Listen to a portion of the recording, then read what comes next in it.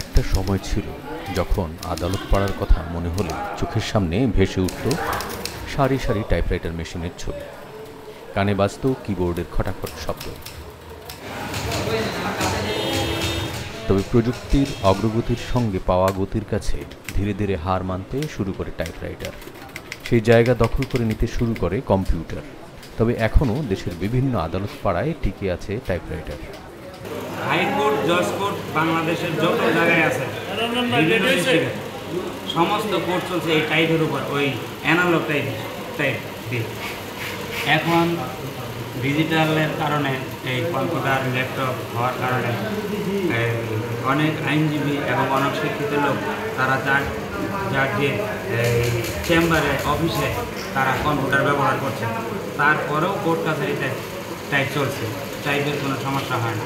যতদিন কোর্ট কাছারি আছে ততদিন এই টাইপের টিকে থাকে। ঢাকার মহানগর দায়রা আদালতের পশ্চিম পাশে একটি টিনশেড অংশে টাইপিস্টদের কাজের জন্য বরাদ্দ।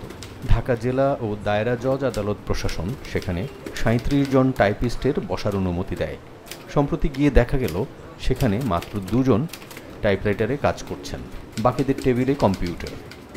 75-76 টাইপেরও হতো তখন ওয়ান ওয়ে, একটাই ওয়ে আছে, এটা চেঞ্জ হয়ে গেল কম্পিউটার স্কুল, অটোমেটিক্যালি কনভার্ট হয়ে গেল ওইখান থেকে। একসময় ঢাকার আদালত প্রাঙ্গণ, প্রেস ক্লাবের সামনে, দৈনিক বাংলার মোড়ে, ভূমি অফিসে, নগর ভবনের সামনে, রাজুক ভবন এবং ওসমানী উদ্যানের পাশে শতাধিক টাইপরাইটারে টাইপিস্টরা কাজ করতেন বলে জানালেন সমিতির সাবেক সাধারণ সম্পাদক হাসান, যার অধিকাংশই এখন আর নেই। 1991 সাল থেকে ঢাকা জজ কোর্টে পেশাদার টাইপিস্ট হিসেবে ম্যানুয়াল টাইপ করতাম। বর্তমানে যুগের পরিবর্তনের সাথে সাথে কম্পিউটার আসাতে আমরা বর্তমানে ওই ম্যানুয়াল টাইপ ছেড়ে কম্পিউটার কাজ করছি। অনেক তো আসিল, আমরা করতে আপনাদের প্রায় 50-60 জন আসিলাম, সবাই তো ফর্ম টাইপ করতে এসেছিলেন মাহবুব নামে এক আইনজীবী, তার ভরসা এখনও টাইপরাইটারই।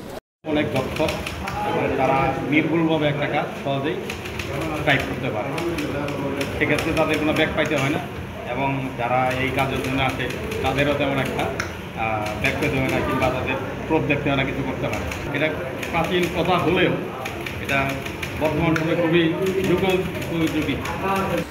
কম্পিউটারে ঝকঝকে লেখা আর স্পষ্ট ছাপা সহ নানা সুবিধার কারণে জরুরি কাজে মানুষ আর টাইপিস্টদের কাছে যেতে চায় না, তাই ধীরে ধীরে হারিয়ে যাচ্ছে মুদ্রাক্ষরিক পেশা। চাহিদা অনুযায়ী সরকারি অফিসগুলোও এখন টাইপরাইটারের বদলে কিনছে কম্পিউটার, ফলে টাইপরাইটারের সঙ্গে অফিসগুলো থেকে বিদায় নিচ্ছে ষাঁট লিপিকার ও মুদ্রাক্ষরিক পদটিও।